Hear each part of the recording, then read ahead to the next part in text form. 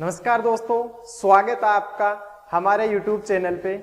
आज का जो वीडियो है वो थोड़ा सा डिफरेंट रहने वाला है। डिफरेंट इन सेंस में कि जो कॉलेज के जो एग्जाम है, जो एग्रीकल्चर जो सेमेस्टर जो एग्जाम है उसके रिगार्डिंग ये वीडियो रहने वाला है। और जो आज का जो अपना टॉपिक है तो वो है आपका एग्रीकल्चर फाइनेंस एंड कोऑपरेशन। तो आपको बहुत ही कम टाइम में एग्रीकल्चर फाइनेंस एंड कोऑपरेशन का शॉर्ट वीडियो में बनाऊंगा, 1-1.5 घंटे का वीडियो होगा। इसमें आपको कंप्लीट फाइनेंस और कोऑपरेशन के बारे में आपको शॉर्ट में समझाऊंगा और आपको शॉर्ट नोट्स भी यहाँ पे अवेलेबल करवा देंगे।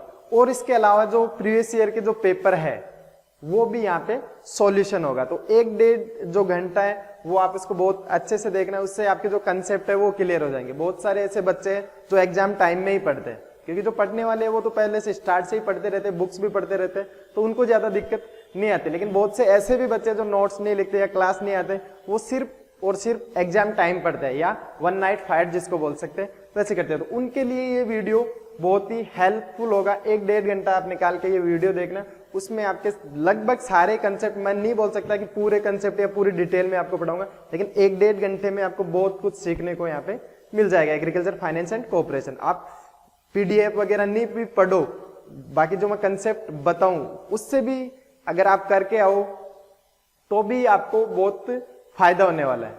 अब ऐसे नहीं कि मैंने बोला कि पीडीएफ नहीं पढ़ो, पीडीएफ तो पढ़नी है, मैं आपको शॉर्ट में बता दूंगा, ठीक है, और शॉर्ट नोट्स भी आपको अवेलेबल करवा दूंगा, ठीक। तो आज का जो अपना लेक्चर रहने वाला है वो एग्रीकल्चर फाइनेंस एंड कोऑपरेशन का। तो सबसे पहले मैं आपको थोड़ा सा इंट्रोडक्शन करवा देता हूँ एग्रीकल्चर फाइनेंस क्या होता है, इसमें कौन कौन से टॉपिक आते हैं, ठीक, और उन टॉपिकों में क्या क्या क्वेश्चन पूछे जाते हैं। फिर बाद में अपन लास्ट में पेपर सॉल्यूशन भी करेंगे, ठीक। चलो, तो आज का जो अपना टॉपिक है वो एग्रीकल्चर फाइनेंस कोऑपरेशन है। एग्रीकल्चर फाइनेंस होता क्या है, देखो एग्रीकल्चर फाइनेंस होता क्या है, उसकी जरूरत क्यों पड़ी है। अब देखो फाइनेंस का मतलब है कि एग्रीकल्चर फाइनेंस का मतलब है कि जो एग्रीकल्चर जो सेक्टर है उसमें फाइनेंस की सिचुएशन देख जाती है या फार्मर की कंडीशन देख जाती है कि फार्मर को, जैसे इसमें अपन लोन के बारे में पढ़ेंगे, तो फार्मर को क्रेडिट या लोन की जरूरत क्यों पड़ी, ठीक। तो वो सब अपन एग्रीकल्चर फाइनेंस में पढ़ने वाले। देखो एग्रीकल्चर फाइनेंस में अपन एक चीज पढ़ेंगे जो है क्रेडिट। अब देखो मैं आपको सब कुछ यहाँ पे लिखूंगा नहीं कि एग्रीकल्चर फाइनेंस की डेफिनेशन लिख दी, उसके स्कोप इंपॉर्टेंस या सब नहीं, मैं आपको जो भी इंपॉर्टेंट चीजें वो बताऊंगा, क्योंकि 1-1.5 घंटे में वही पॉसिबल है, ठीक है। फिर आपको डिटेल से पढ़ने के लिए वो शॉर्ट नोट्स है वो पढ़ लेना, बाकी और भी डिटेल पढ़ने के लिए आपके लिए पीडीएफ बुक्स वगैरह सब होगी, रिसोर्सेज आपके पास सब होंगे। तो देखो क्रेडिट है या जो एग्रीकल्चर फाइनेंस उसकी जरूरत क्यों पड़ी। क्रेडिट का देखो एक क्वेश्चन पूछ सकता है कि क्रेडिट कौन सी भाषा का है, तो आप बताओगे लेटिन वर्ड है ना। लेटिन वर्ड कौन सा है, वो क्रीडो, जिसका मतलब क्या होता है, I trust you. I trust you होता है जिसका मतलब क्रेडिट का, ठीक है, या आई बिलीव यू बोल सकते हो। तो जो क्रेडिट है उसकी नीड क्यों पड़ी, क्योंकि अपने जो इंडिया में जो ज्यादातर किसान है वो स्मॉल और मार्जिनल फार्मर है। स्मॉल और मार्जिनल फार्मर है तो उनके पास कैश नहीं होता, तो कैश नहीं होता तो वो क्रॉप कैसे लगाएंगे। तो क्रॉप के लिए जो भी इनपुट चाहिए तो उनको खरीदने के लिए उनको क्रेडिट या पैसों की जरूरत होती है, ठीक है। जो भी इनपुट खरीदने के लिए उनको क्या होती है, पैसों की जरूरत है, इसलिए जो क्रेडिट है उसकी नीड पड़ी, जरूरत पड़ी। तो एक चीज आता है का source of finance. Source of finance की जो फार्मर है उसको कहां से लोन मिलेगा, फार्मर को लोन कहां से मिलेगा, ठीक है। अपन ने बात तो कर दी कि फार्मर को नीड है क्रेडिट की या लोन की, क्यों, इनपुट खरीदने के लिए। तो वो इनपुट खरीदने के लिए जो पैसे लेगा तो वो कहां से ले सकता है, तो उसको अपन बोलते हैं सोर्स ऑफ एग्रीकल्चर फाइनेंस। तो सोर्स का मतलब है इसमें दो सोर्स होते हैं, एक तो होता है इंस्टीट्यूशनल सोर्स और एक होता है नॉन इंस्टीट्यूशनल। आपको मैं यहाँ पे बहुत अच्छी राइटिंग में या ऐसा कुछ नहीं है, मैं आपको सिर्फ जैसे इंस्टीट्यूशनल मैंने लिख दिया वो आपको समझ में आ जाना चाहिए कि ये इंस्टीट्यूशनल है, ठीक है। इतना टाइम है नहीं, अपन शॉर्ट वीडियो बनाएंगे लगभग 1 घंटे का, तो उसमें पूरी एग्रीकल्चर फाइनेंस कोऑपरेशन, उसके अलावा जो प्रीवियस ईयर के जो पेपर है वो भी डिस्कस करने वाले। तो दो सोर्स है, इंस्टीट्यूशनल सोर्स और एक होता है नॉन इंस्टीट्यूशनल सोर्स। देखो इंस्टीट्यूशनल सोर्स का मतलब है कि यहाँ पे जो आपको जो फार्मर को जो क्रेडिट लोन मिलेगा वो अकॉर्डिंग टू रूल्स रेगुलेशन के हिसाब से मिलेगा, तो वो इंस्टीट्यूशनल सोर्स है। जैसे आप किसी भी बैंक से लोन ले रहे हो, क्रेडिट ले रहे हो, तो वो आपका इंस्टीट्यूशनल सोर्स है। अब इसमें बैंक में आपके चाहे आरआरबी ले लो, कॉमर्शियल बैंक ले लो, नाबार्ड ले लो, कोऑपरेटिव सोसाइटीज ले लो, ये सब क्या है, ये इंस्टीट्यूशनल सोर्स है, वहां से फार्मर लोन ले सकता है। एक होता है नॉन इंस्टीट्यूशनल, जिसमें कोई रूल्स रेगुलेशन नहीं होता, जैसे किसी फ्रेंड से ले लिया, किसी रिलेटिव से उसने उधार ले लिया पैसा, तो वो क्या होता है, नॉन इंस्टीट्यूशनल सोर्स होता है। ठीक है, तो इसमें क्या क्या चीजें आएगी आपको पता है, जैसे आपका फ्रेंड से आपने लोन ले लिया, रिलेटिव से ले लिए, लैंडलॉर्ड से ले लिए, तो ये सब क्या है, नॉन इंस्टीट्यूशनल सोर्स। ठीक है, अब देखो क्रेडिट होता क्या है, क्रेडिट मैंने आपको बता दिया कि लैटिन वर्ड होता है, इसका मतलब ये होता है। अब क्रेडिट की डेफिनेशन आएगी वहां पे, एक नंबर में आएगी क्रेडिट होता क्या। तो क्रेडिट आपको पता है, लोन तो जानते ही हो, लोन की डेफिनेशन नहीं लिख सकते क्या। ठीक है, तो लोन क्या है, वो अमाउंट है मनी का जिसको अपन किसी एजेंसी से उधार लेते हैं किसी पर्टिकुलर पर्पज के लिए, एक निश्चित टाइम और पर्पज के लिए अपन किसी से उधार लेते हैं, तो उसको अपन क्या बोल देंगे, क्रेडिट या लोन बोल देंगे। फिर एक क्वेश्चन आपका बड़ा क्वेश्चन बनता है क्लासिफिकेशन ऑफ क्रेडिट या लोन से, किससे बनता है, क्लासिफिकेशन से। एक बार मैं मोटा मोटा जो इंपॉर्टेंट है वो क्लासिफिकेशन बताऊंगा, बाकी का जो क्लासिफिकेशन है मैं एक पीडीएफ है, शॉर्ट नोट्स है, उसमें ओपन करके एक बार आपको उसमें फटाफट बता दूंगा। तो यहाँ तो मैं सिर्फ और सिर्फ जो इंपॉर्टेंट है, ठीक है, वहां से ऑब्जेक्टिव भी बनेंगे, वहां से छोटे क्वेश्चन भी, वहां से बड़े क्वेश्चन भी, तो वो वाले मैं यहाँ पे क्लासिफिकेशन में वो चीजें बताऊंगा। तो क्लासिफिकेशन ऑफ क्रेडिट, तो सबसे जो इंपॉर्टेंट आता है आपका, एक आता है बेस्ड ऑन टाइम। कौन सा आता है, बेस्ड ऑन टाइम। अब देखो जो पढ़ने वाले हैं, जिन्होंने यह पढ़ लिया होगा एग्रीकल्चर फाइनेंस कॉर्पोरेशन, तो उनके लिए एज ए रिवीजन आप ले सकते हो। ठीक है, जिन्होंने पढ़ लिया तो उनके लिए वो भी यूं सोच रहे होंगे कि ये तो मैंने पढ़ लिया, अब मैं क्यों देखूं। तो उसको आप 1 घंटे के लिए, कुछ ज्यादा कुछ टाइम है नहीं, तो 1 घंटा ही है, तो 1 घंटे में आप इसको एज ए रिवीजन भी देख सकते हो। बाकी इसके अलावा जो भी एग्रीकल्चर फाइनेंस के जो क्वेश्चन है अदर कॉम्पिटेटिव एग्जाम में, वहां भी यहाँ से ऐसे डायरेक्ट क्वेश्चन पूछे जाते हैं, तो वो आपको देखने को ऐसे कैसे मिलेंगे यहाँ पे। तो ऐसे नहीं कि कोई कॉलेज सेमेस्टर वाला ही पढ़ रहा है इसको, जिसका एग्रीकल्चर फाइनेंस एंड कोऑपरेशन चल रहा है वो ही पढ़ रहा है। बाकी जो अदर है, जिनको लगता है कि हाँ इकोनॉमिक्स के क्वेश्चन अपने को देखने हैं, इकोनॉमिक्स अपने को पढ़नी है, तो वो भी फाइनेंस वाला जो चैप्टर है, जो टॉपिक है, वो यहाँ पे आप एक वीडियो में कवर कर सकते हो। अब देखो बेस्ड ऑन टाइप में मैंने आपको बताया, एक तो शॉर्ट टर्म लोन होता है, सबको पता है, एक होता है मीडियम टर्म होता है, और एक होता है लॉन्ग टर्म लोन होता है। लॉन्ग टर्म लोन होता है। अब देखो शॉर्ट टर्म लोन का मतलब है कि फार्मर को कम टाइम के, शॉर्ट टर्म का मतलब जो रिपेइंग जो टाइम होता है कि फार्मर ने उधार लिया तो वो कितने टाइम के बाद वापस रिपे करेगा, तो उसके हिसाब से क्लासिफाइड है।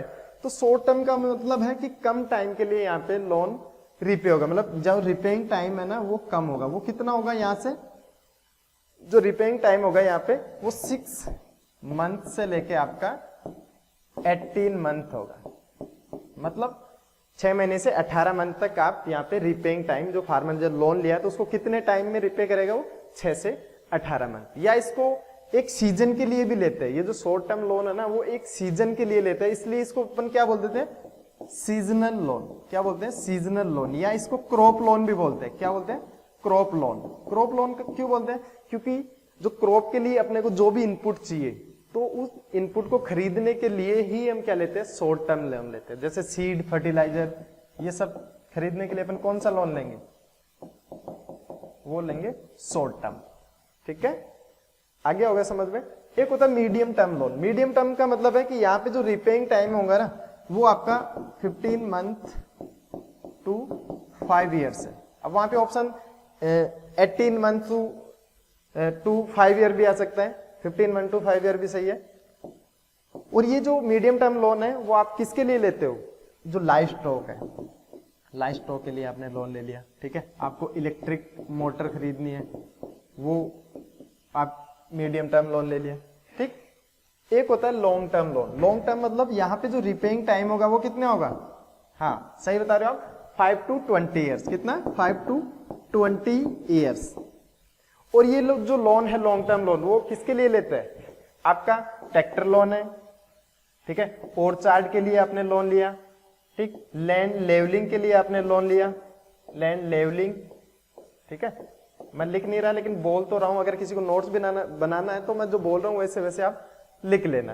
क्योंकि देखिए जैसे ऑर्चार्ड है, तो ऑर्चार्ड अगर आपने लगाया उसके लिए लोन लिया, तो आपको पता है कि ऑर्चार्ड में टाइम लगता है, ठीक है, उससे जो रिटर्न आने में टाइम लगता है, तो आप जो रिपेइंग टाइम है वो आपका ज्यादा होगा, ठीक है। और जैसे ट्रैक्टर ले रहे तो ट्रैक्टर के लिए आप अमाउंट तो ज्यादा होगा, जो आपने लोन लिया है तो वो अमाउंट ज्यादा होगा, अमाउंट ज्यादा है तो रिपेइंग टाइम में भी आपको ज्यादा टाइम देते हो कि आप 5 से 20 साल के अंदर आप उसको जमा करा सकते हो। तो यहां तक आपको समझ में आएगा बेस्ड ऑन टाइम में short, medium and long term loan. एक जो इंपॉर्टेंट क्लासिफिकेशन है वो आपका बेस्ड ऑन सिक्योरिटी है, बेस्ड ऑन सिक्योरिटी, ये इंपॉर्टेंट है। बाकी के जो क्लासिफिकेशन है वो छोटे छोटे सेल्फ लिक्विडेटिंग लोन, पार्शियल, वो सब अपन उस शॉर्ट नोट से या जो पीडीएफ अपने पास उसमें से पढ़ लेंगे, फटाफट बता दूंगा, वो वैसे ही समझ में आ जाएंगे। जो इंपॉर्टेंट है वो बता रहा हूँ। बेस्ड ऑन सिक्योरिटी में देखो, एक तो होता है सिक्योर्ड लोन और एक होता है अनसिक्योर्ड।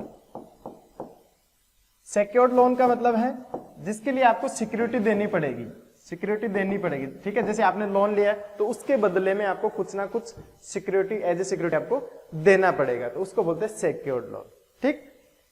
एक होता है अनसिक्योर्ड, जहां पे सिक्योरिटी नहीं देनी है यहाँ पे, तो यहाँ पे फिर सिक्योरिटी नहीं देनी तो कैसे देंगे यहाँ पे loan? Based on confidence, based on confidence यहाँ पे लोन मिलेगा, वहां पे यहाँ पे कोई सिक्योरिटी नहीं देनी है। अब ये तो खत्म है यहीं पे, अनसिक्योर्ड लोन इतना ही है। अब अपन पढ़ेंगे सिक्योर्ड लोन में। सिक्योर्ड लोन में आपको बताएं, एक आता है आपका personal security. Personal security, personal security में होगा कि यहां पे जो फार्मर है वो लोन ले रहा है तो वो पर्सनल लेगा, पर्सनल मतलब उसमें जो थर्ड पार्टी है, थर्ड पार्टी इन्वॉल्व नहीं होगी, ठीक है। एक तो लोन देने वाला होगा, एक लोन लेने वाला होगा, दो ही लोग होंगे, जो थर्ड पार्टी है वो इन्वॉल्व नहीं होगी इसमें। और इसमें जो सिक्योरिटी आपको रखनी पड़ती है वो सिक्योरिटी आप क्या रखते हो? Promissory note. प्रोमिजरी नोट का मतलब क्या होता है? वचन पत्र। वचन पत्र का मतलब है कि वो उससे एक कागज पे लिखवा लेता है कि आपने मेरे से इतने रुपए लिए और इतने टाइम के बाद आप उसको वापस कर दोगे। अगर आपने वापस नहीं करा तो वो यहाँ पे साइन वगैरह करवा लेता है, नोटरी वगैरह करवा लेता है। अगर आप टाइम पे उसको रिपेयर नहीं करते हो तो फिर वो लीगल आप पे एक्शन या कार्रवाई कर सकता है, ठीक है। तो आपसे डायरेक्ट क्वेश्चन पूछेगा कि प्रोमिजरी नोट किसमें यूज किया था आपने, तो पर्सनल सिक्योरिटी में आपको प्रोमिजरी नोट देखने को मिलेगा। एक होता है आपका, इससे आगे आपका कोलेट्रल लोन, कोलेट्रल लोन, और एक होता है चेटल लोन। दोनों सेम से ही है। अब देखो, जो कोलेट्रल और जो चेटल लोन है उनमें जो अपन सिक्योरिटी रखते हैं वो कैसी रखते हैं? हाँ, मूवेबल प्रॉपर्टी रखते हैं। कैसी? मूवेबल। मूवेबल का मतलब समझ गए? जिसको अपन मूव कर सकते हैं, जिसको अपन मूव कर सकते हैं, ठीक है। जैसे लैंड और बिल्डिंग इमूवेबल है, उसको मूव थोड़ी कर सकते हैं, नहीं कर सकते, तो वो तो इमूवेबल है। बाकी उनके अलावा जो बच जाएगी वो आपकी क्या हो जाएगी? मूवेबल प्रॉपर्टी आ जाएगी। जैसे आपकी ज्वेलरी आ गई, ठीक है, LIC बॉन्ड आ गया, केस डिपॉजिट आ गया, आपका मशीनरी आ गया, ये सब क्या है? ये मूवेबल है, जिसको आप मूव कर सकते हो, ठीक है। एक आता है चेटल लोन। चेटल लोन में भी सिक्योरिटी आपकी वही क्या रखेगी? मूवेबल प्रॉपर्टी अपन रखेंगे। लेकिन इसमें जो डिफरेंस होगा कोलेट्रल लोन और चेटल लोन में, वो आपका क्या होगा? पॉन ब्रोकर्स का। पॉन ब्रोकर्स का मतलब क्या होता है? जो बीच में जो मिडिल मैन होता है या जो दलाल है उनको अपन क्या बोलते हैं? पॉन ब्रोकर्स बोलते हैं। तो पॉन ब्रोकर्स आपके किस में आएंगे? चेटल लोन में। यहाँ पे जो लोन मिलेगा चेटल लोन में वो पॉन ब्रोकर्स के थ्रू मिलेगा, ठीक है। और जबकि यहाँ पे पॉन ब्रोकर्स का कोई रोल नहीं है। किसमें? Collateral loan. एक आता है आपका मॉर्टगेज लोन। कौन सा? Mortgage loan. मॉर्टगेज लोन का मतलब है कि यहाँ पे जो आप सिक्योरिटी रखने वाले हो वो कैसी रहेगी? इमूवेबल। इमूवेबल का मतलब जिसको आप मूव नहीं कर सकते, जैसे लैंड और बिल्डिंग। लैंड और बिल्डिंग, लैंड बिल्डिंग आपका इमूवेबल। अब देखो, यहां पे लैंड और बिल्डिंग आपने सिक्योरिटी रखी है। अब उसके हिसाब से जो मॉर्टगेज लोन है वो दो टाइप का हो सकता है कि आपने जो लैंड जो सिक्योरिटी के लिए रखी है वो आपके एंसेस्टर की हो, आपके पिताजी के नाम हो या फिर आपके दादाजी के नाम हो, ठीक है। तो उसके लिए आप, इसके दो टाइप है, एक तो सिंपल मॉर्टगेज बोलते हैं और एक होता है इक्विटेबल। अब इनमें मैं लिख नहीं रहा, लेकिन मैं जो जो बोल रहा हूं वैसे वैसे भी आप लिख सकते हो, ठीक है। बहुत सारे ऐसे बच्चे हैं जिन जो मतलब या तो पढ़ते नहीं है, पढ़ने में कमजोर है, ठीक है, कमजोर तो इसलिए हो गए कि वो पढ़ते ही नहीं है, ठीक है। तो आज जैसे जिनका रहता है कि एक नाइट या वन नाइट फाइट करना है, तो जैसे जैसे मैं बोल रहा हूं वैसे वैसे भी आप लिख सकते हो, ठीक है। पढ़ो तो अच्छी बात है, वो तो उसका तो कोई अल्टरनेटिव है ही नहीं, लेकिन बहुत सारे ऐसे बच्चे जो नहीं पढ़ते, तो उनका अगर एक बार कंसेप्ट है वो अगर क्लियर हो जाएगा तो वो फिर खुद की लैंग्वेज में भी उसको लिख सकते हैं। क्योंकि जो रटा हुआ है, जैसे आपने पीडीएफ में रटा, वो हो सकता है कि आप एग्जाम में आपके माइंड से स्किप हो जाए, लेकिन अगर आपने कंसेप्ट पता है, आपका कंसेप्ट अगर आपको पता है, तो आप उसको अपनी लैंग्वेज में भी लिख सकते हो, उसमें भी पूरे नंबर आएंगे आपको। तो सिंपल मॉर्टगेज और इक्विटेबल मॉर्टगेज। सिंपल मॉर्टगेज का मतलब है कि यहाँ पे आप लैंड और बिल्डिंग जो आप गिरवी रख रहे हो, वो अगर आपके एंसेस्टर की है, एंसेस्टर का मतलब समझ गए, अपने पूर्वजों की, अपने पिताजी के नाम है, अपने दादाजी के नाम है, तो फिर आप उस पर डायरेक्ट लोन नहीं ले सकते। उसके लिए आपको क्या करना पड़ेगा, पहले उनके नाम है तो या तो खुद के नाम ट्रांसफर करवाना पड़ेगा, उसके बाद आप लोन ले सकते हो, ठीक है। तो इसमें जो रजिस्ट्रेशन प्रोसेस है वो थोड़ी ज्यादा है, किसमें, सिंपल मॉर्टगेज। अगर खुद के नाम है तो कोई दिक्कत नहीं है, लेकिन एंसेस्टर के नाम है तो थोड़ी सी फॉर्मेलिटीज आपको यहाँ पे करनी पड़ती है। इक्विटेबल में क्या होगा कि यहाँ पे जो आप प्रॉपर्टी रख रहे हो गिरवी, लैंड और बिल्डिंग, वो आपकी खुद की है, खुद ने कमाई है, सेल्फ एक्वायर्ड प्रॉपर्टी, वो आपकी क्या होगी, इक्विटेबल मॉर्टगेज, ठीक है। यहां तक कोई दिक्कत नहीं है। एक और आता है लास्ट का, जिसको हाइपोथिकेशन बोलते हैं। क्या बोलते हैं, हाइपोथिकेशन। हाइपोथिकेशन में भी जो अपन जो सिक्योरिटी रखते हैं वो कैसे रखते हैं, मूवेबल। कैसे रखते हैं, मूवेबल प्रॉपर्टी यहाँ पे हाइपोथिकेशन में रखते हैं। इसमें क्या होता है, हाइपोथिकेशन में जैसे आपने मशीनरी या ट्रैक्टर पे लोन लिया, ठीक है, तो जब तक आप लोन जमा नहीं करवाते तब तक जो लीगल ओनरशिप है वो उस एजेंसी की रहेगी। ट्रैक्टर तो हो सकता है कि या मशीनरी आपके घर पे हो, लेकिन जो लीगल ओनरशिप है वो उस एजेंसी की रहेगी या उस बैंक की रहेगी जहां से आपने लोन करवाया है, ठीक है। तो वो होता है आपका हाइपोथिकेशन। हाइपोथिकेशन भी दो टाइप का होता है, एक तो होता है ओपन लोन और एक होता है की लोन। ओपन लोन का, की लोन का मतलब है जो अभी मैंने आपको हाइपोथिकेशन में बताया कि आपने कोई भी मशीनरी या ट्रैक्टर पे लोन लिया, तो जब तक आप जमा नहीं कराओगे तब तक लीगल ओनरशिप उस एजेंसी की होगी, और जैसे ही आप जमा करा दोगे तो वो आपका हो जाएगा। एक होता है ओपन लोन। ओपन लोन का मतलब है कि यहाँ पे आपको क्या, एग्रीकल्चर प्रोड्यूस आपको गिरवी रखना पड़ेगा, ठीक है। जैसे ही आप उसका जो लोन है वो पे कर देते हो, आपको प्रोड्यूस वापस मिल जाएगा, तो वो आपका ओपन लोन है। तो यहाँ पे जो बेस्ड ऑन सिक्योरिटी वो आपका खत्म होता है। इसके बाद आपका जो जैसे बेस्ड ऑन लिक्विडिटी है, बेस्ड ऑन कॉन्टेक्ट है, वो भी आता है। तो वो ज्यादा इंपॉर्टेंट है, जो इंपॉर्टेंट थे वो आपके हो गए। एक आता है आपका based on contact. Based on contact, contact के बेस पे आपका जैसे डायरेक्ट लोन है और एक आपका इनडायरेक्ट लोन। डायरेक्ट लोन का मतलब है कि जैसे बैंक का वो फार्मर को डायरेक्ट लोन दे दे, या कोई एजेंसी हो डायरेक्ट फार्मर को लोन दे, तो वो डायरेक्ट लोन है। इनडायरेक्ट लोन का मतलब है कि जो फार्मर को जो सब्सिडी या जो लोन मिल रहा है वो इनडायरेक्ट मिले। इनडायरेक्ट मतलब जो गवर्नमेंट है वो किसी पेस्टिसाइड कंपनी को दे या फर्टिलाइजर कंपनी को दे, फिर फार्मर के पास आए, तो वो आपका इनडायरेक्ट लोन है। समझ गए। एक होता है बेस्ड ऑन लिक्विडिटी। लिक्विडिटी का मतलब है कि कोई चीज केस में कितनी जल्दी कन्वर्ट हो जाती है, उसको लिक्विडिटी बोलते हैं। या कोई चीज, जो कोई रिसोर्स है वो कितनी जल्दी केस को जनरेट करता है, उसको लिक्विडिटी बोलते हैं। उसमें दो टाइप है, एक तो होता है सेल्फ लिक्विडेटिंग लोन और एक होता है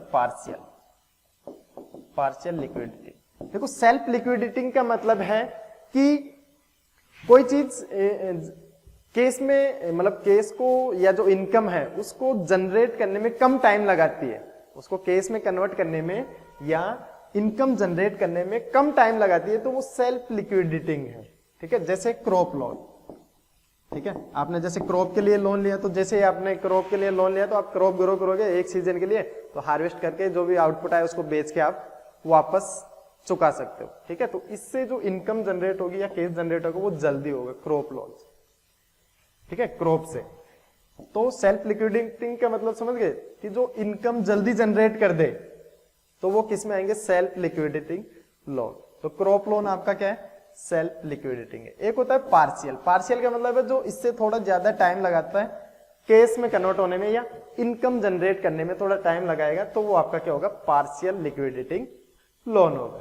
आपसे पूछ सकता है कि जो क्रॉप लोन है वो सेल्फ लिक्विडेटिंग है या पार्शियल लिक्विडेटिंग है, तो आप बताओगे सेल्फ लिक्विडेटिंग लोन। कोई दिक्कत नहीं है यहां तक, ठीक है। अब अपन पढ़ेंगे टेस्ट ऑफ फार्म क्रेडिट। कोई भी एजेंसी है वो फार्मर को लोन देती है तो वो क्या क्या टेस्ट करती है, ठीक है। तो आपने नाम सुना होगा 3R, 5C, 7P। अब इन तीनों के कम से कम आप नाम ही याद रख जाना। देखो 3R और 5C ये तो बड़ा क्वेश्चन नहीं आ सकता, ये दोनों जो आएंगे वो छोटे क्वेश्चन में आएंगे। तो बड़ा क्वेश्चन आपका बनता है वो 7P से बनता है। तो देखो 3R में आपको नाम याद रखने हैं। 3R में कौन कौन सा आएगा, सबसे पहले रिटर्न आएगा, रिटर्न, रीपेमेंट कैपेसिटी, और एक आता है रिस्क बेयरिंग एबिलिटी। तो ये तीन किस में आते हैं, 3R में आते हैं। एक आता है 5C। 5C में आपको पता है कौन कौन से आते हैं, जैसे इसमें आ गया आपका कैपिटल आ गया, कैपेसिटी आ गया। तो इसमें आप नाम याद रख जाना ना। कंडीशन आ गया, कॉमन सेंस आ गया, कैरेक्टर आ गया। तो वो ये सब चीजें दे सकते। 3R में क्या देखेगा कि जहां भी वो पैसा लोन लिया है, किसके लिए लिया है, जहां इन्वेस्ट करेगा वहां से रिटर्न कितना आएगा, उसमें खर्चा कितना होगा, तो वो सब यहां देखता है। रिटर्न कितना आएगा, अगर रिटर्न अच्छा आ रहा है या रिटर्न कोस्ट से ज्यादा आ रहा है तो वो दे देगा, क्या दिक्कत है लोन देने में। रीपेमेंट कैपेसिटी देखता है ना कि वो जहां भी इन्वेस्ट कर रहा है या फिर जो रीपेमेंट है उसको वापस करने की, उसमें जो पर्सन लोन ले रहा है उसमें कैपेसिटी है कि नहीं, तो वो repayment capacity. Risk bearing ability है, ठीक है। चलो कि रिटर्न भी कम आ रहे हैं, लेकिन बहुत सारे एजेंसियां बैंक ऐसे भी है, अगर जो बंदा है वो रिस्क टेकिंग एबिलिटी वाला है या जो कुछ कर सकता है तो उसको भी वो एक बार के लिए लोन दे सकते हैं। तो ये तीनों चीजें या कैरेक्टर होंगे तो उसको वो लोन मिल जाएगा। एक होता है कैपिटल। यहाँ पे वो क्या चेक करता है, कैपिटल, ठीक है। कि कैपिटल का मतलब समझ गए, जैसे मशीनरी वगैरह वो सब कैपिटल है, कि उसके घर पे कैपिटल है कि नहीं, ठीक है। हो सकता है कि जैसे उसकी जो कंडीशन या जो अपन बोले कि कैपेसिटी, यहाँ पे कैपेसिटी रीपेमेंट कैपेसिटी वाला ही है, अगर कैपेसिटी नहीं है वापस करने की तो फिर वो क्या देखते हैं, कैपिटल देखते हैं, उनके घर पे जो कैपिटल वो है कि नहीं, ठीक है। कैपेसिटी हो गई, कंडीशन, उनकी जो फैमिली बैकग्राउंड है वो कैसा है।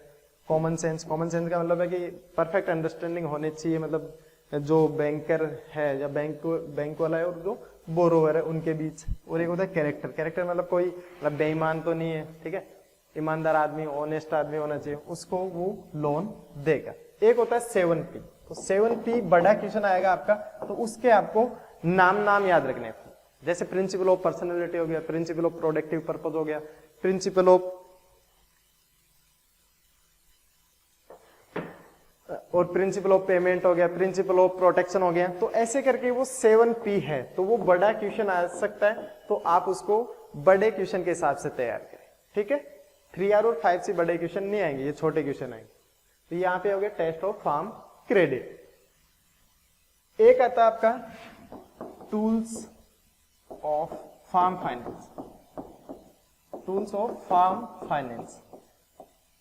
टूल्स ऑफ फार्म फाइनेंस में जैसे आपने बैलेंस शीट हो गया, प्रॉफिट लॉस स्टेटमेंट, वो सब इसमें पढ़ेंगे।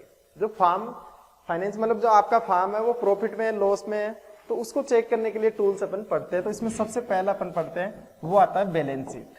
क्या आता है, बैलेंस शीट। सबसे पहले तो वो यही पूछेगा कि बैलेंस शीट का दूसरा क्या नाम है, तो इसका दूसरा जो नाम है वो है आपका नेटवर्थ स्टेटमेंट। नेटवर्थ स्टेटमेंट, ठीक है। बैलेंस शीट में क्या करते हैं अपन, study of assets and liabilities.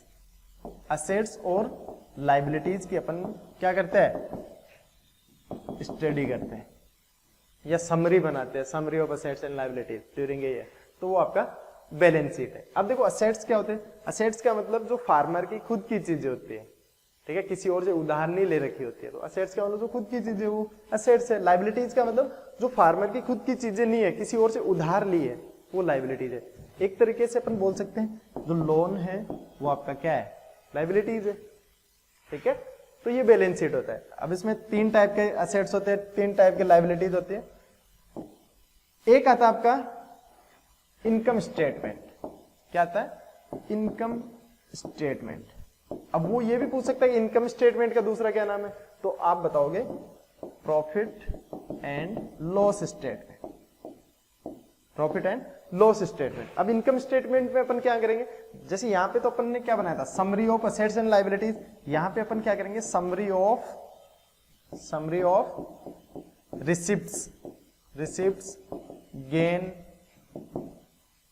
और या फिर एंड एक्सपेंसेस।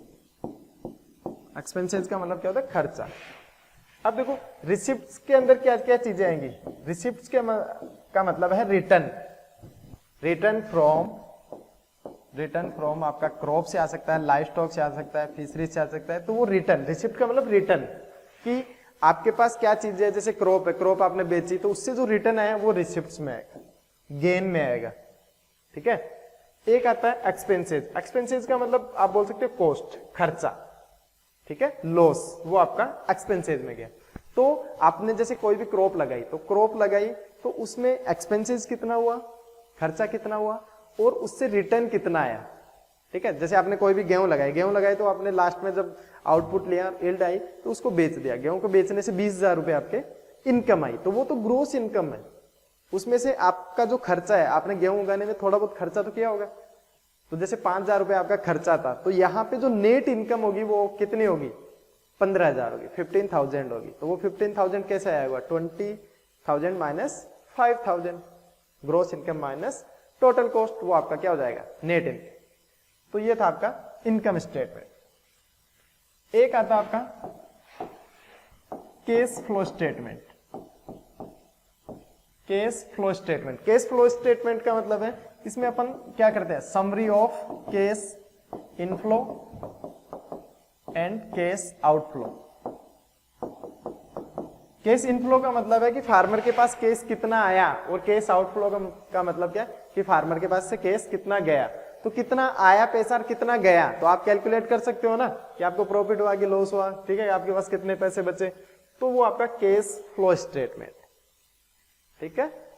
एक और आता है इसमें जिसको अपन बोलते हैं break even, EVN, break even analysis. अब देखो ब्रेक इवन एनालिसिस होता क्या है कि जैसे ये आपका, ठीक है, टोटल रेवेन्यू TR और एक होता है total cost TC। Total revenue और टोटल कॉस्ट कर्व एक दूसरे को जिस पॉइंट पे कट करते हैं वो होता है आपका ब्रेक इवन पॉइंट होता है वो। जैसे मैं ये कर्व ना, ये टोटल कॉस्ट कर्व है। अब आपको सब कुछ मैं इसमें नहीं बता सकता कि ये इतने ऊपर से क्यों स्टार्ट हुआ टोटल कॉस्ट, क्योंकि इसमें फिक्स कॉस्ट जुड़ी होती है। आपको पता है टोटल कॉस्ट क्या होती है, fix cost plus variable cost. तो आपको इतना तो ज्यादा ध्यान नहीं देना। ब्रेक इवन एनालिसिस के लिए ये टोटल कॉस्ट कर्व है, और एक आता है टोटल रेवेन्यू कर्व, ये TR। तो टोटल कॉस्ट कर्व और टोटल रेवेन्यू कर्व जिस पॉइंट पे कट करते हैं उस पॉइंट को अपन क्या बोलते हैं, ब्रेक इवन पॉइंट। कॉस्ट का मतलब आप समझ गए खर्चा, और रेवेन्यू का मतलब रिटर्न। रेवेन्यू मतलब आपका कितना रिटर्न आया, ठीक है। तो इस पॉइंट पे देखो जितना रिटर्न आया, ठीक है, उतना ही क्या हो गया, खर्चा हो गया, कॉस्ट लग गई। तो यहां पे आपसे पूछे कि प्रॉफिट होगा कि लॉस होगा, तो आप बताओगे ना तो प्रॉफिट होगा ना लॉस होगा, जितना रिटर्न आया उतना ही खर्चा हो गया। तो no profit no loss, no profit no loss point, वो आपका क्या है, ब्रेक इवन पॉइंट। आगे होगा यहां तक समझ में। तो ये थे आपके टूल्स ऑफ फार्म फाइनेंस, जिसमें आपको बैलेंस शीट, उसका दूसरा नाम पूछ सकता है, इनकम स्टेटमेंट क्या होता है उसका दूसरा नाम पूछ सकता है, और उनकी डेफिनेशन भी पूछ सकता है। तो वो आप आराम से बता सकते हो। एक आता आपके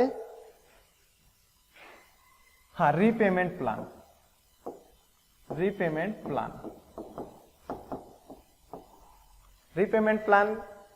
मतलब रीपेमेंट प्लान का मतलब है कि जैसे फार्मर ने लोन ले लिया, अब लोन ले लिया तो उसको वापस भी तो करेगा वो, ठीक है, किसी भी बैंक से या किसी के पास से उधार लिया तो वापस करेगा। तो वो कैसे कैसे रीपेमेंट कर सकता है, हो सकता है वो पूरा का पूरा एक साथ जमा करा दे, हो सकता है वो इंस्टॉलमेंट में जमा कराए।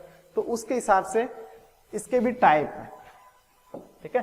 तो पहला जो टाइप है वो आता है आपका single repayment plan. Single repayment plan, या फिर अपन बोल सकते हैं straight and repayment plan. Straight and repayment plan या लमसम रीपेमेंट प्लान। आपसे वो पूछ सकता है कि straight and plan repayment plan है, उसका दूसरा क्या नाम है? तो लमसम रीपेमेंट प्लान बोलते हैं, सिंगल रीपेमेंट प्लान। देखो नाम से पता लग रहा है सिंगल, मतलब यहाँ पे जो आपने जो लोन लिया है उसको आप रीपे कर रहे हो तो पूरा का पूरा एक साथ करना पड़ेगा, या एक ही बार में आपने क्या कर लिया, पूरा क्लियर ऑफ कर दिया, तो वो आपका क्या होगा, सिंगल रीपेमेंट प्लान। ठीक है। एक होता है आपका पार्शियल रीपेमेंट प्लान। अब देखो पार्शियल मतलब थोड़ा बहुत, पार्शियल का मतलब क्या हुआ, थोड़ा बहुत, मतलब क्लियर ऑफ एक साथ नहीं करेगा। वो क्या करेगा, पार्शियल का मतलब है कि यहां पे जो वो रीपेमेंट करेगा वो क्या करेगा, एज इंस्टॉलमेंट में करेगा। एज इंस्टॉलमेंट का मतलब है कि एक साथ नहीं करके वो क्या करेगा, जैसे उसने 10,000 रुपए उधार लिए, ठीक है, 5 साल के लिए, तो 10,000 उधार लिए तो वो हर बार जैसे 1,000 जमा कराएगा। फिर लास्ट ईयर जिसको मेच्योरिटी ईयर बोलते हैं उसमें उसको रिमेनिंग पूरा पैसा जमा कराना होता है, तो वो होता है पार्शियल रीपेमेंट प्लान। इसलिए इसको क्या बोलते हैं, balloon repayment plan. Balloon repayment plan क्यों बोलते हैं, क्योंकि स्टार्टिंग में तो यहाँ पे वो कम कम पैसे जमा कराएगा, फिर लास्ट ईयर जो आती है मेच्योरिटी ईयर जिसको बोलते हैं उसमें वो कंप्लीट जो रिमेनिंग रहता है वो एक साथ जमा करा। जैसे यहाँ 5 जमा करा दिया, फिर लास्ट ईयर उसने 5 एक साथ कराए, तो ये आपका क्या है, balloon repayment plan. Balloon repayment, balloon भी तो ऐसे ही होता है, स्टार्टिंग में तो क्या होता है वो कम फूला होता है, फिर लास्ट एंड में जाके क्या होता है वो ज्यादा फूला होता है, तो वो आपका बैलून रीपेमेंट प्लान, इसलिए उसको बोलते हैं। एक आता है आपका अमोर्टाइज्ड रीपेमेंट प्लान। वो आपसे पूछेगा अमोर्टाइज क्या होता है या अमोर्टाइज रीपेमेंट प्लान क्या होता है। तो अमोर्टाइज क्या होता है कि जो भी आपने लोन लिया है उसको आप इंस्टॉलमेंट के रूप में जमा कराओ, ठीक है, तो वो आपका क्या होगा, अमोर्टाइजेशन या अमोर्टाइज रीपेमेंट प्लान होगा। ठीक है। अब देखो वो अमोर्टाइज रीपेमेंट प्लान के भी 2 टाइप है, एक होता है अमोर्टाइज डिक्रीजिंग रीपेमेंट प्लान और एक होता है अमोर्टाइज इवन रीपेमेंट प्लान। अब देखो यहां पे आपको 3 चीजें याद रखनी, वो पूछ लेगा कि अब देखो डिक्रीजिंग मतलब यहां पे जो इंस्टॉलमेंट होगी वो क्या होगी, डिक्रीज होगी। जो प्रिंसिपल अमाउंट होगा यहां पे वो सेम रहेगा, क्या रहेगा, सेम। अब देखो ये न्यूमेरिकल टाइप का क्वेश्चन है रीपेमेंट प्लान का, तो अगर आपको न्यूमेरिकल में बताता, प्रैक्टिकल के लिए बताता तो बहुत अच्छे से आपको समझ में आ जाता। तो आपको एज ए थ्योरी देना है तो उसके लिए आपको अभी के लिए तो इतना ही आपको याद रखना है, बाकी डिटेल आप पीडीएफ से पढ़ लेना। कि अमोर्टाइज डिक्रीजिंग रीपेमेंट प्लान में आपसे पूछ सकता है कि इसमें जो प्रिंसिपल अमाउंट होता है वो सेम रहता है, डिक्रीज रहता है, इंक्रीज होता है, तो आप क्या बताओगे, यहाँ पे प्रिंसिपल अमाउंट क्या रहता है, सेम रहता है। इंटरेस्ट अमाउंट है वो भी डिक्रीज होता है, इसलिए इंस्टॉलमेंट भी डिक्रीज हो जाएगी, नहीं है, क्योंकि इंस्टॉलमेंट होती क्या है, principal amount plus interest amount. एक होता है इवन रीपेमेंट। इवन मतलब यहाँ पे जो इंस्टॉलमेंट होगी ना वो क्या रहेगी, सेम रहेगी। इवन का मतलब भी क्या होता है, सेम। और जो प्रिंसिपल अमाउंट है वो क्या होगा, इंक्रीज होगा, और जो इंटरेस्ट अमाउंट है वो क्या होगा, डिक्रीज होगा। अगर आपसे फिल इन द ब्लैंक से ऑब्जेक्टिव में ऐसे पूछ सकता है कि जो अमोर्टाइज इवन रीपेमेंट प्लान है उसमें प्रिंसिपल अमाउंट क्या होता है, इंक्रीज होता है, डिक्रीज होता है या सेम रहता है, तो आप बताओगे इंक्रीज होता है। ठीक है, ये हो गया। एक होता है आपका variable repayment plan. Variable repayment plan का मतलब है कि आप रीपेमेंट कर रहे हो, ठीक है, तो उसमें वेरिएशन आ सकता है। वेरिएशन हो सकता है, इसका मतलब है कि कभी हो सकता है कि फार्मर के ज्यादा प्रोडक्शन हो जिसको गुड हार्वेस्ट बोल सकते हो आप, या कभी प्रोडक्शन कम हो तो जिसको लो हार्वेस्ट बोल दो आप। तो अगर अच्छा प्रोडक्शन हुआ है तो वो ज्यादा अमाउंट में इंस्टॉलमेंट जमा करा देगा, और अगर प्रोडक्शन कम हुआ है तो वो कम अमाउंट मनी का जमा कराएगा, तो वो होता है वेरिएबल रीपेमेंट। ठीक है। एक होता है reserve repayment plan. Reserve repayment plan का क्या मतलब होता है, रिजर्व मतलब वो जैसे कभी होता है फार्मर के पास कि इस साल या इस सीजन में उसके पास पैसे है, ठीक है, तो वो क्या करता है कि नेक्स्ट जो इंस्टॉलमेंट है वो भी अभी जमा करा देता है। कभी हो सकता है कि उसके प्रोडक्शन अच्छा हुआ, तो प्रोडक्शन अच्छा हो तो उसके पास अच्छा खासा पैसा हो, तो वो क्या करता है, वो सोचता है कि क्या पता नेक्स्ट इंस्टॉलमेंट के लिए उसके पास पैसे रहे या नहीं रहे, तो वो क्या करता है कि नेक्स्ट इंस्टॉलमेंट के पैसे वो एडवांस में जमा करा देता है, तो उसको बोलते हैं रिजर्व रीपेमेंट प्लान। मतलब जो उसके पास जो रिजर्व है, उसके पास जो पहले का जो पैसा बचा है उसमें से ही वो जमा करा दे, तो वो रिजर्व रीपेमेंट प्लान है। अरे होता है कि नहीं, ऐसा होता है कभी कभी, यार तू ले जा पैसे, बाद में मेरे पास क्या पता हो नहीं हो, तो वो यही है आपका रिजर्व रीपेमेंट प्लान है। ठीक, तो ये थे आपके रीपेमेंट प्लान के टाइप, इंपॉर्टेंट है। अब इनमें जैसे रिजर्व रीपेमेंट प्लान आ सकता है, तो आप बिल्कुल जैसे मैं बोल रहा हूं वैसे आप लिख सकते हो, कोई दिक्कत नहीं है। अगर आपने कुछ नहीं पढ़ा या आपको याद नहीं आ रहा, तो जैसे मैंने बोला है वो कंसेप्ट तो क्लियर हो गया ना कि होता क्या है, वो ज्यादा इंपॉर्टेंट है, उसको आप खुद की लैंग्वेज में लिखो। अगर बढ़िया टीचर होगा तो वो जैसे ही आप उस वो लैंग्वेज मैटर नहीं, वो कंटेंट देखेगा, ठीक है। अगर आपने कंटेंट सही लिखा है तो कोई मैटर नहीं करता है आपने हिंदी में लिखा, इंग्लिश में लिखा। तो ये था आपका टाइप्स ऑफ रीपेमेंट प्लान। चलो अब अपन पढ़ेंगे जैसे एक आता है केसीसी, केसीसी किसान क्रेडिट कार्ड। किसान क्रेडिट कार्ड फुल फॉर्म याद रखना, कब आया था, 1998 के अंदर आया था, ठीक है। और यहाँ केसीसी में जो रिपेइंग टाइम होता है वो कितना होता है, 1 साल होता है, 1 ईयर होता है। और केसीसी में आपको क्या याद रखना है कि इंटरेस्ट अमाउंट है वो कितना देते हैं, तो यहाँ पे इंटरेस्ट अमाउंट 4% होगा। कितना होगा, 4%। टोटल तो वैसे देखो 9% होता है, कितना होता है, 9%, लेकिन आरबीआई 2% की छूट कर देती है, फिर वो 7% रहता है। 7% में अगर वो टाइमली जमा कराएगा तो उसको 4% ही इंटरेस्ट देना पड़ेगा, ठीक। तो ये आपका केसीसी था। चलो और अपन क्या पढ़ेंगे इसमें, एक होता है scale of finance, scale of finance, और एक होता है unit cost. Scale of finance, scale of finance आपका रेंज में होता है। किसमें होता है, रेंज में। रेंज मतलब आप कोई भी जैसे ये जो स्केल ऑफ फाइनेंस क्या है, इंडिकेटिव कॉस्ट है। क्या है, इंडिकेटिव कॉस्ट है कि आप कोई भी जो फाइनेंस ले रहे हो, ठीक है, जैसे आप क्रॉप के लिए ले रहे हो, कॉटन आपने लगाई तो कॉटन के लिए फाइनेंस ले रहे हो, तो कॉटन के लिए कितना फाइनेंस फार्मर को मिलेगा, वो आपका क्या है, स्केल ऑफ फाइनेंस है, ठीक है। स्केल ऑफ फाइनेंस आपके एनुअल क्रॉप के लिए दिया जाता है, पेरेनियल क्रॉप के लिए दिया जाता है, और आपका लाइव स्टॉक के लिए दिया जाता है। अगर आपका जो स्केल ऑफ फाइनेंस है वो आपको लाइव स्टॉक के लिए दिया गया है, तो वो आपका यूनिट कॉस्ट होता है। क्या होता है, यूनिट कॉस्ट, ठीक है। तो ये छोटे क्वेश्चन बन सकते हैं, स्केल ऑफ फाइनेंस क्या होता है, यूनिट कॉस्ट क्या होता है, ये सब। बाकी और आपके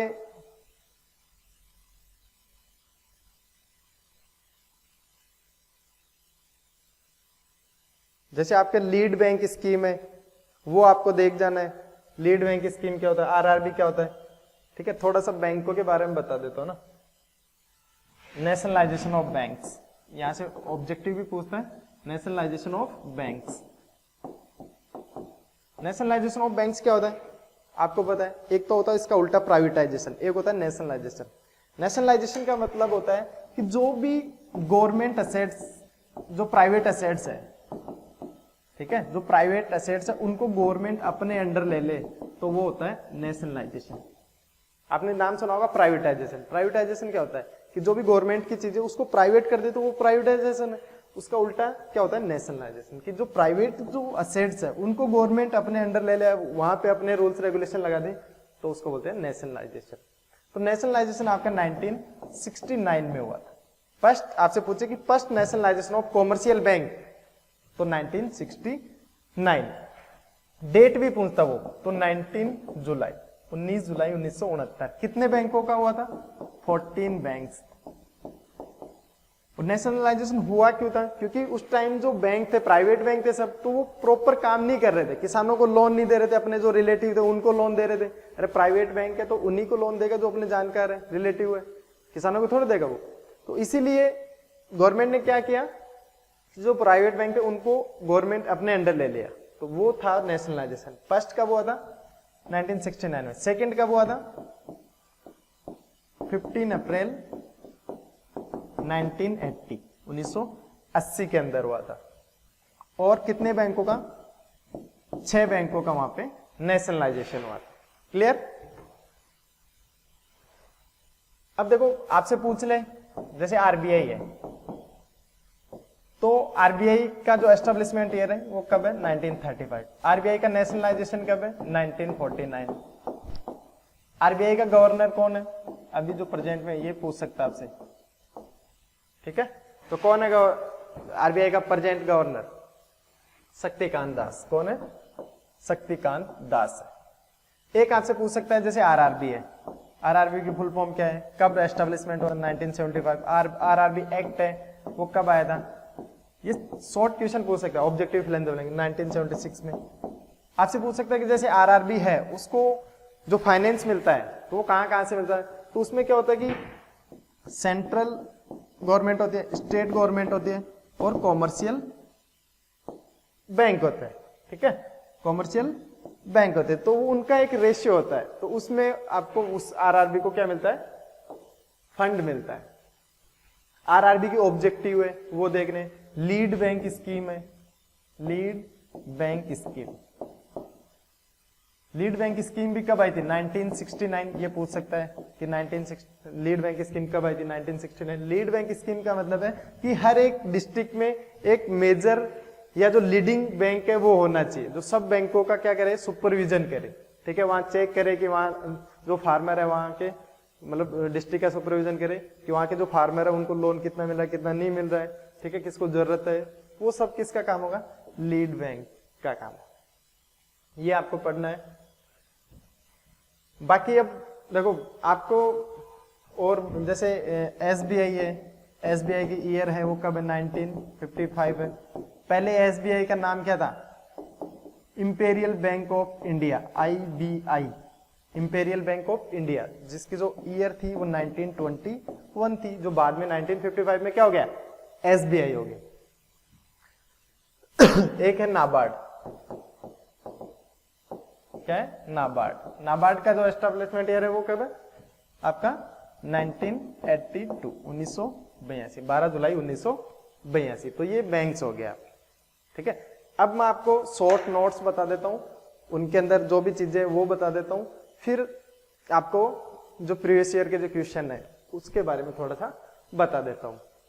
तो ये जो वीडियो है ये 1 घंटे के लगभग का बनेगा, तो 1.5 घंटे में आपका जो एग्रीकल्चर फाइनेंस और कॉर्पोरेशन है वो लगभग कंप्लीट हो जाएगा। लगभग कंप्लीट का मतलब है कि यहाँ पे मैं आपको मोटे मोटे तौर पे कंसेप्ट सिखाने की कोशिश कर रहा हूँ। वो चीज आप एग्जाम जब दोगे तो आपके माइंड में वो क्लिक करेगा, हाँ सर ने ये बताया था, तो वो भी लिख सकते हो। अगर आपने जो पढ़ा है वो आपके माइंड से स्किप हो जाए बुक से या पीडीएफ से जो पढ़ा है, तो जो मैंने बताया है वैसे वैसे आप लिख सकते हो।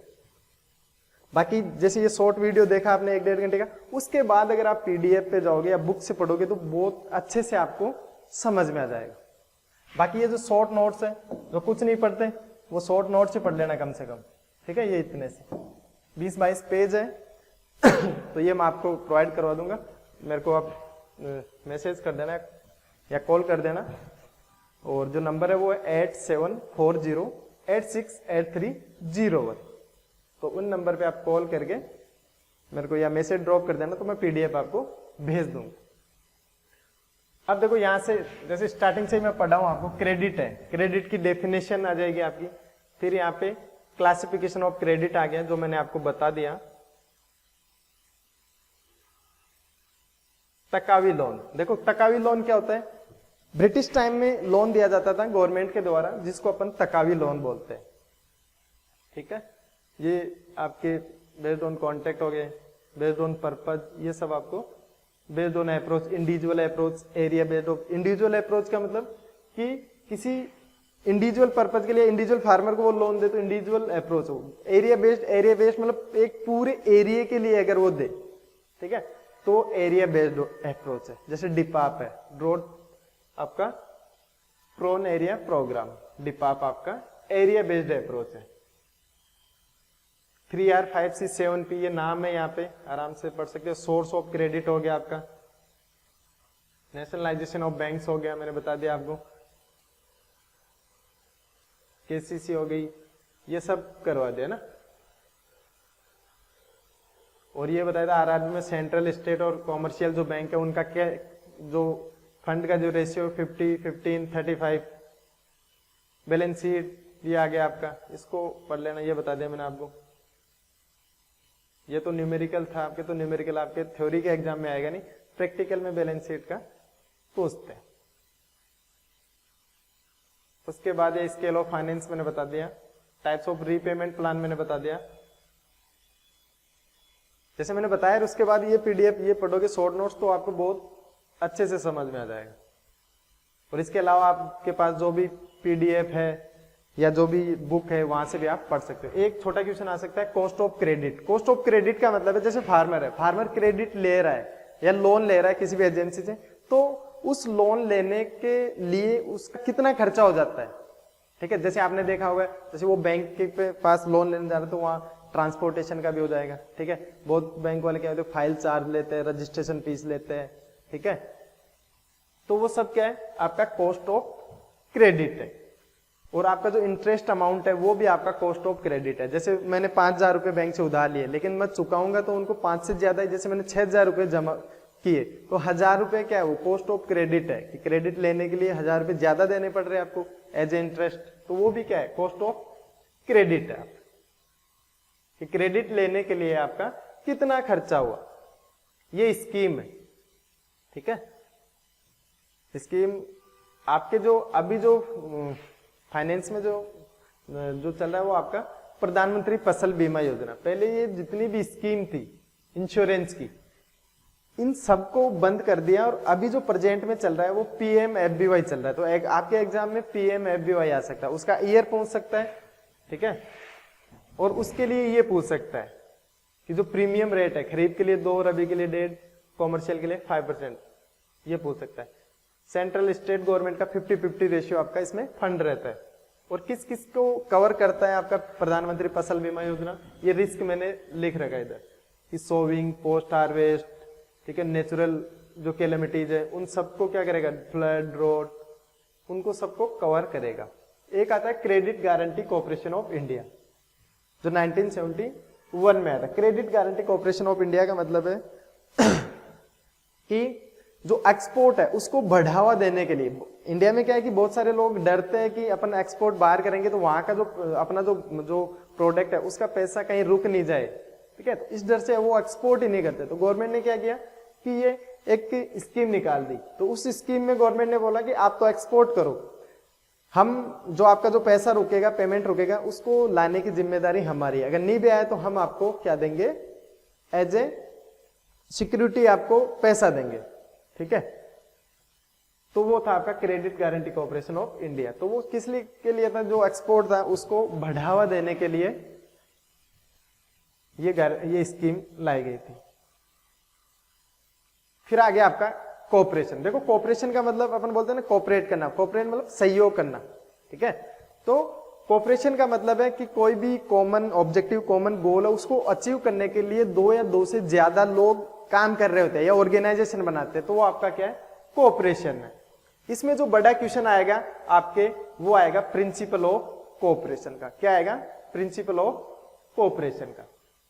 फिर इसमें चलो बड़ा क्वेश्चन तो प्रिंसिपल ऑफ कोऑपरेशन का हो गया, वो पूछ सकता है IMF, ठीक है। IMF इंटरनेशनल मॉनेटरी फंड, उसका जो ईयर है वो कब था, हेडक्वार्टर कहाँ पे, तो ये सब आपको देख के जाना है। वाशिंगटन DC में।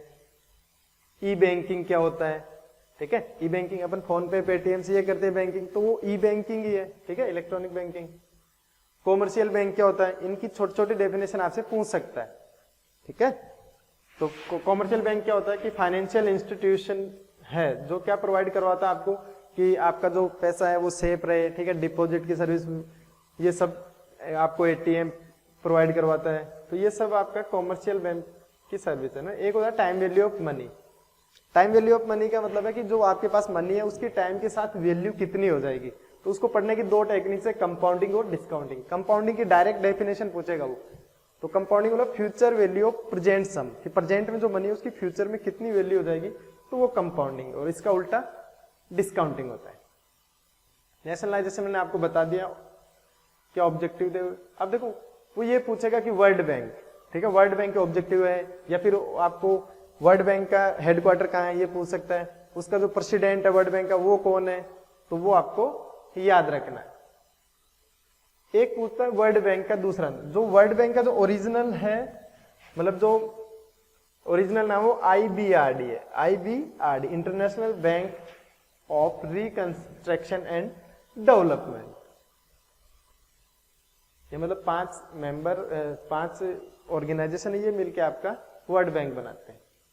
बाकी इनकी जो IBRD है, इनकी फुल फॉर्म, इनका हेडक्वार्टर, ये आपको ध्यान रखना है। एक आता है RBI। RBI को आपको अच्छे से पढ़ना है। RBI के फंक्शन पूछ सकता है वो, ठीक है। RBI क्या क्या करता है, monetary authority RBI, issue of currency, ठीक है, फॉरेन एक्सचेंज को मैनेज करता है, फाइनेंशियल सिस्टम को सुपरविजन करता है। RBI के इधर फंक्शन हो गए। ये प्रिंसिपल ऑफ कोऑपरेशन हो गया। आपको ऐसे बोल सकते हैं कि रेपो रेट क्या होती है, रिवर्स रेपो रेट क्या होती है, बैंक रेट क्या होती है। तो रेपो रेट का मतलब है कि जो RBI है वो कॉमर्शियल बैंक को जिस रेट पे लोन देता है वो रेपो रेट होती है। एक होता है रिवर्स रेपो रेट, उसका मतलब है कि कॉमर्शियल बैंक अगर RBI को जिस रेट पे इंटरेस्ट दे या अमाउंट दे, जिस इंटरेस्ट रेट पे अमाउंट दे, वो आपका रिवर्स रेपो रेट होता है। बैंक रेट का मतलब है कि जो बैंक है या जो कॉमर्शियल बैंक है वो गवर्नमेंट को जिस रेट पे अमाउंट दे वो आपका बैंक रेट है, या पब्लिक को दे तो भी वो बैंक रेट। बड़ा क्वेश्चन आएगा आपके प्रिंसिपल ऑफ कोऑपरेशन। बड़ा क्वेश्चन है, इंपॉर्टेंट है, तो यहाँ 5-7 पॉइंट मैंने लिख रखे हैं। तो वो आपका principle of open and voluntary association. देखो कोऑपरेशन का मतलब है कि उसमें जो आप पार्टिसिपेट करते हो ना वो ओपन एंड वॉलंटरी एसोसिएशन है। ओपन का मतलब खुला और वॉलंटरी मतलब स्वेच्छा से। आप उस ऑर्गेनाइजेशन में स्वेच्छा से आ सकते हो और जा सकते हो, उसमें कोई बाउंडेशन नहीं है।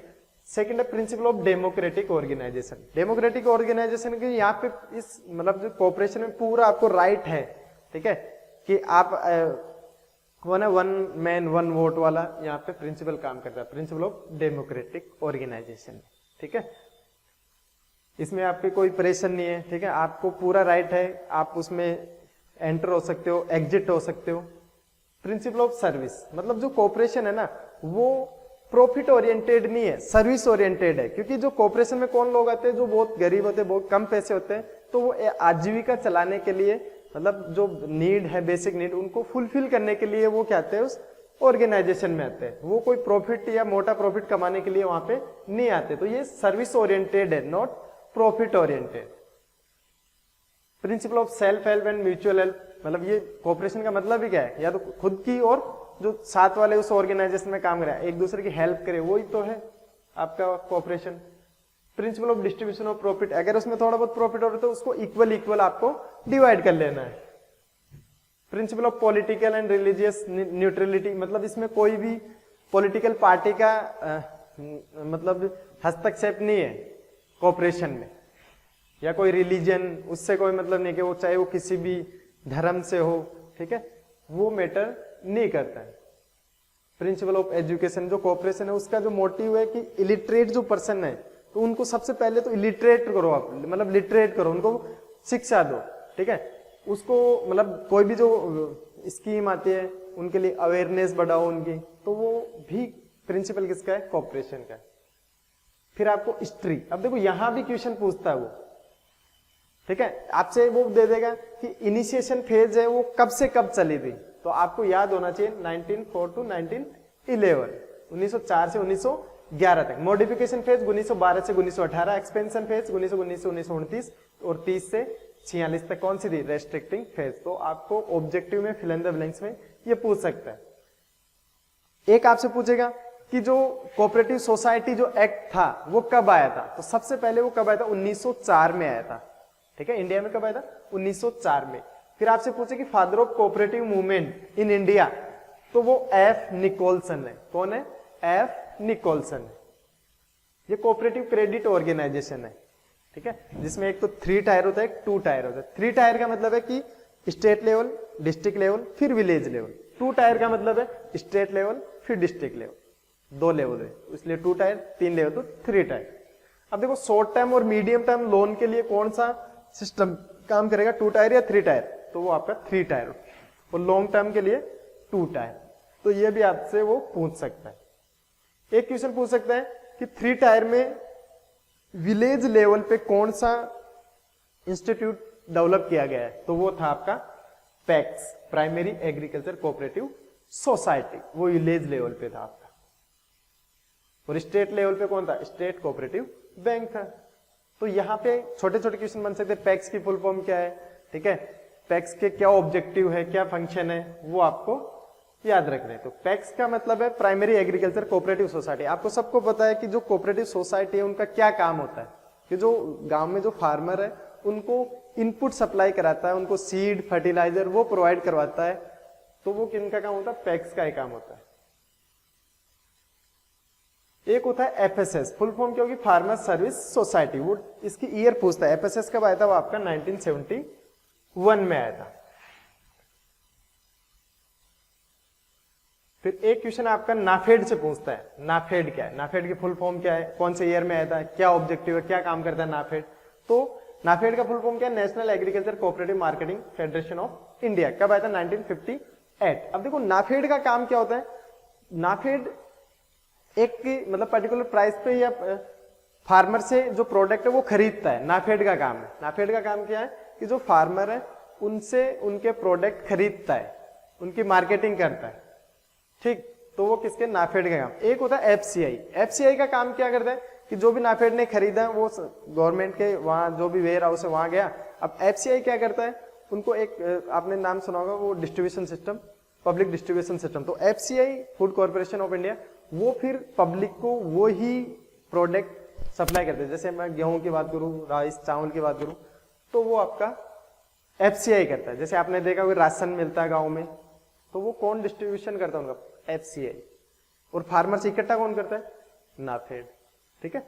तो ये शॉर्ट नोट्स आपके जो एग्रीकल्चर फाइनेंस और कॉर्पोरेशन के रिलेटेड है। अब देखो बड़ा क्वेश्चन आपके जो एग्जाम है उनको बता दूं कि एग्रीकल्चर फाइनेंस के जो एक तो स्कोप इंपोर्टेंस, एक 7P प्रिंसिपल और एक प्रिंसिपल ऑफ कॉर्पोरेशन, तीनों में से बड़ा क्वेश्चन आराम से इनमें से 1 या 2 क्वेश्चन आपको देखने को मिल जाएंगे। अब अपन पेपर सॉल्व कर लेते हैं। हो सकता है यहाँ पे आपको दिखे नहीं, लेकिन मैं बोल रहा हूं तो आवाज मेरी आ रही है आपके पास। अब देखो 1-1.5 घंटे में इतना तो मैं नहीं कर रहा कि मैं सब कुछ बता दूंगा आपको, पूरा के पूरे मार्क्स आ जाएंगे, ऐसा कुछ नहीं है। मैंने आपको एकदम शॉर्ट में बहुत अच्छे से जो आपका कंसेप्ट है वो क्लियर किया है। अब पढ़ना आपका काम। अगर आप कोई नहीं पढ़ते तो इस वीडियो को आप 2 बार देख लेना, कोई दिक्कत नहीं है। वैसे भी टाइम खराब ही कर देते हो, 1-2 घंटे तो आप मोबाइल चलाने में भी। चलो यहाँ पे जो क्वेश्चन है वो fill in the blanks objective, वही मैं आपको सोल्व कराऊंगा। इसने बोला कि primary agriculture cooperative credit society are normally situated, ये पैक्स की बात कर रहा है। कुछ लोग इसको फुल फॉर्म पढ़ो, ये पैक्स की फुल फॉर्म है, PACS अभी बताया था ना, उसकी फुल फॉर्म है। तो विलेज लेवल पे काम करता है। स्टेट कोऑपरेटिव बैंक कौन से लेवल पे करता है? स्टेट लेवल पे काम करता है। वो बोला सेकंड टाइम नेशनलाइजेशन 6 बैंकों का हुआ था, कब हुआ था? 1980 में हुआ था। 14 बैंकों का फर्स्ट में हुआ था, कब हुआ था? 1969 में हुआ था। डेट भी याद रखनी है। वर्ल्ड बैंक का जो हेडक्वार्टर है वो कहाँ है? वाशिंगटन DC में। Father of cooperative movement in world, अगर वर्ल्ड की बात करें तो रॉबर्ट ओवेन है, लेकिन अगर father of cooperative movement in India तो एफ निकोलसन है। नाबार्ड का जो चेयरमैन है वो कौन है?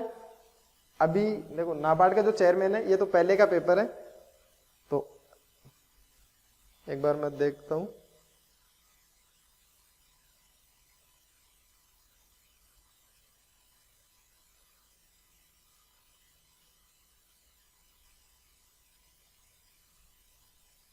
हाँ, साजी केवी, जो नाबार्ड का जो चेयरमैन है अभी वो कौन है? साजी केवी। तो नया चेयरमैन है अभी जो प्रेजेंट में उसके बाद है balance sheet is also known as, अब देखो इसमें गलत लिख रखा है, लेकिन बैलेंस शीट का जो दूसरा नाम है वो आपका नेटवर्थ स्टेटमेंट। कुछ क्वेश्चन है जो इसमें गलत है, तो जो मैं बोल रहा हूं वो सही कर लेना आप। नाफेड का फुल फॉर्म लिख देना, ठीक है। फर्स्ट कोऑपरेटिव सोसाइटी एक्ट कब आया था, अब इसमें गलत लिख रखा है, जो राइट आंसर है वो 1904 है, 1904 के अंदर फर्स्ट कोऑपरेटिव सोसाइटी एक्ट आया था। IBRD stand for, IBRD full form क्या होगी, international bank for reconstruction and development. ये जो IBRD जब सेकेंड वर्ल्ड वार हुआ था तब ये सब, जब सब देश ध्वस्त हो गए थे उस टाइम उधर यूरोप में, तो तब ये बैंक डेवलप हुए थे। प्रधानमंत्री फसल बीमा योजना 2016 में आया था। Loan obtain from pawn brokers, अब देखो जैसे अगर आपने थोड़ा भी, अगर जैसे मैंने स्टार्ट में जो पढ़ा है, जो भी PDF से पढ़ा है या जो उनसे पढ़ा है, अगर आप देखा तो देखो ज्यादातर क्वेश्चन वहीं से आ रहे हैं। Loan obtain from pawn brokers, pawn broker से मिलते हैं उनको क्या बोलते हैं, चेटल बोलते हैं, मैंने बताया था। Loan which are taken for purchase of electric motor, motor के लिए कौन सा लेते हैं, मीडियम टर्म लोन लेते हैं, ये सब बताए थे ना।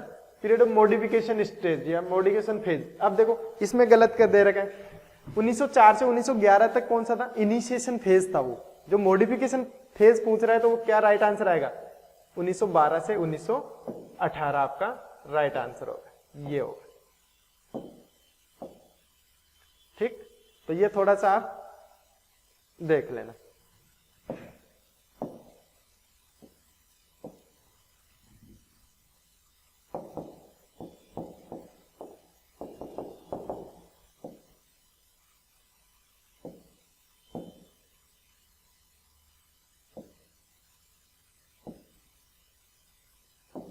चलो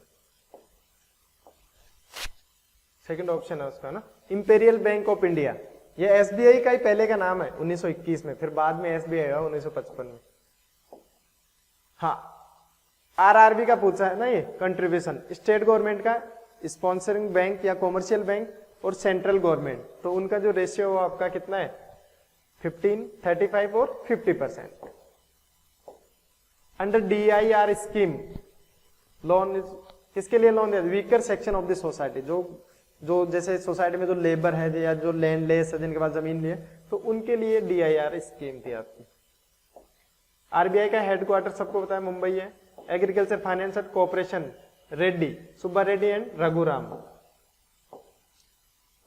शॉर्ट टर्म और मीडियम टर्म लोन कौन से टायर के अंदर था, मतलब कौन से स्ट्रक्चर, 2 टायर या 3 टायर, 3 टायर के अंदर थे, शॉर्ट और मीडियम। लॉन्ग की बात करता तो वो 2 टायर स्ट्रक्चर था।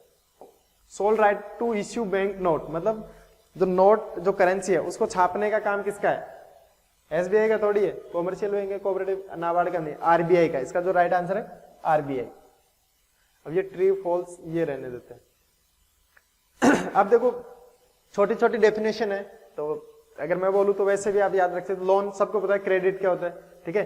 क्रेडिट क्या एक अमाउंट ऑफ मनी है जो एक निश्चित टाइम के लिए निश्चित पर्पज, ठीक है, या पर्टिकुलर पर्पज के लिए आप किसी से लेते हो, तो वो आपका लोन है। एग्रीकल्चर फाइनेंस, माइक्रो फाइनेंस, देखो एक होता है माइक्रो फाइनेंस, एक होता है मैक्रो फाइनेंस, उसके 2 टाइप है एग्रीकल्चर फाइनेंस। माइक्रो फाइनेंस का मतलब है इंडिविजुअल ऑर्गेनाइजेशन की अगर आप फाइनेंशियल सिचुएशन देखें तो वो माइक्रो फाइनेंस है।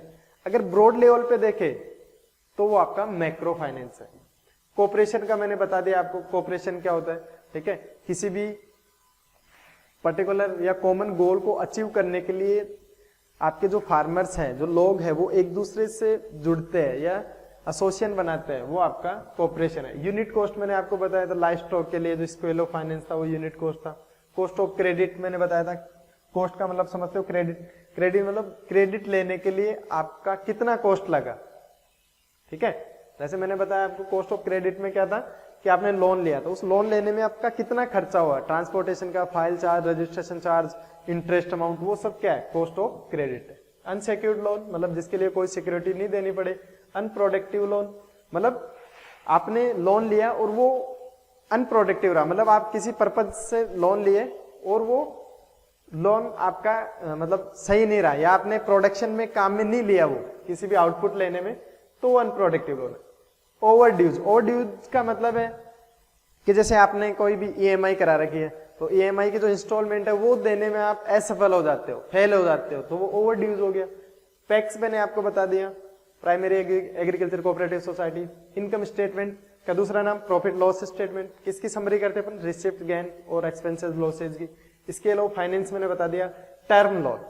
टर्म लोन का मतलब है कि medium term plus long term loan, इन दोनों को मिला के अपन क्या बोल देते हैं, टर्म लोन बोल देते हैं। अब देखो इसमें 3R लिख दिया, नेशनलाइजेशन ऑफ जो कॉमर्शियल बैंक उनका क्या ऑब्जेक्टिव था, वर्ल्ड बैंक क्या होता है, 5C के बारे में देखो, किसान credit, 7P, lead bank scheme, NAFED. अगर आपने सही से देखा है, इससे घंटे भर का ये जो भी 1 घंटे का आपका लेक्चर हुआ उसको स्टार्टिंग से आपने सही से देखा है, तो ये जो पेपर है वो आप पूरा इस 1 घंटे के वीडियो से भी सोल्व कर सकते हो। ठीक है, तो इसमें क्लासिफिकेशन ऑफ क्रेडिट दे दिया, प्रिंसिपल ऑफ कोऑपरेशन आ गया, फाइनेंस क्या होता है, उसका इंपॉर्टेंस, स्कोप, ये आपके क्या थे, आपके क्वेश्चन थे। ठीक है, तो यहां तक आपको कोई दिक्कत नहीं होनी चाहिए एग्रीकल्चर फाइनेंस एंड कोऑपरेशन में। ये जो क्वेश्चन है या ये जो पेपर है, ये जो सिलेबस मैंने कराया है वो आपके एग्रीकल्चर फाइनेंस के मतलब जो सेमेस्टर में चल रहा है उसमें काम आएगा। इसके अलावा जहां भी फाइनेंस आता है आपका एग्रीकल्चर फाइनेंस एंड कोऑपरेशन, वहां ये क्वेश्चन आपको देखने को सीधे सीधे मिल जाएगा। या बहुत से बच्चे कि मेरे को फाइनेंस पढ़ना है तो ये 1 घंटे का वीडियो देखो, इसमें कंप्लीट फाइनेंस है, एक भी क्वेश्चन इनमें से बाहर नहीं आएगा। ठीक है, अब जो एग्रीकल्चर जो सेमेस्टर वाले हैं तो उनके हो सकता है कि जैसे कुछ चीजें बाहर से आ जाए, क्योंकि मैंने 1 घंटे में सब कुछ तो नहीं पढ़ा दिया, लेकिन ज्यादातर अप्रोक्स 90% कोर्स मैंने अभी इस वीडियो में कवर किया है, चाहे वो शॉर्ट नोट्स से कर दिया हो या वैसे कर दिया हो। ठीक है, तो आई होप ये वीडियो आपके लिए बहुत हेल्पफुल रहेगा। बहुत से बच्चे बोल रहे थे कि सर वो वीडियो बना देते तो हमारे को हेल्प हो जाती। बहुत सी ऐसी कॉलेजें हैं जहाँ पे मतलब टीचर ही नहीं है, ठीक है, फैकल्टी नहीं है, तो वहाँ के स्टूडेंटों की भी हेल्प हो जाएगी। तो आपसे सबसे एक ही रिक्वेस्ट है कि ये जो वीडियो है उसको सब तक पहुंचाना, आपके जो भी फ्रेंड है उन सब तक जाना चाहिए वीडियो, हर एक कॉलेज में, है ना, जिनके जहाँ फैकल्टी नहीं है उनको तो स्पेशली जाना चाहिए। ठीक है, तो ये वीडियो सबके लिए काम का है, चाहे वो पढ़ने वाला बहुत होशियार हो तो भी, यार जो नहीं पढ़ने वाला उसके लिए तो पूछो ही मत, है ना, बहुत बढ़िया चीज है ये 1-1.5 घंटे का वीडियो। और जो पढ़ने वाले उनके लिए भी एज ए रिवीजन आप इसको काम में ले सकते हो। चलो आज के लिए काफी है। आप मेरे को बताना है कि नेक्स्ट इकोनॉमिक्स में या कौन से सब्जेक्ट में ऐसे ही शॉर्ट वीडियो सेमेस्टर के लिए, कॉलेज सेमेस्टर के लिए कौन से सब्जेक्ट के लेकर आए, तो ये आपको मेरे को कमेंट में करके बता देना। ठीक है, चलो, थैंक यू।